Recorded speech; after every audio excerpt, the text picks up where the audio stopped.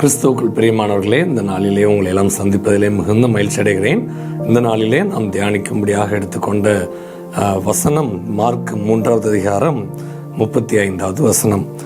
தேவனுடைய சித்தத்தின்படி செய்கிறவன் எவனோ அவனே எனக்கு சகோதரனும் எனக்கு சகோதரியும் எனக்கு தாயுமாய் இருக்கிறான் என்றார்.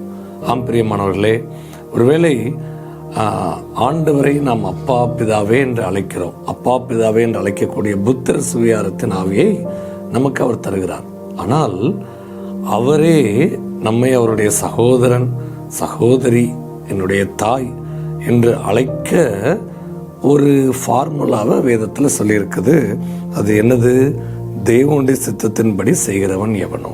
ஆம் பிரியமானவர்களே, அநேக நேரங்களிலே நம் ஆண்டவருடைய சித்தம் என்ன என்பதை ஜெபத்தில் தரித்தறிந்து பெற்றுக்கொள்ளாமல் நம்முடைய சித்தத்தின்படி சில காரியங்களை நாம் ஏறெடுக்கிறோம், செய்து பார்க்கிறோம். கடைசியில் நம்ம என்ன பண்றோம்? ஆண்டவரை நம்ம பிளேம் பண்றோம், அவரை நம்ம குற்றம் சாட்டுகிறோம். சரியான முறையிலே வேதத்தை நாம் ஆராய்ந்து பார்க்கும் பொழுது ஒரே ஒரு விஷயம் தெரிகிறது.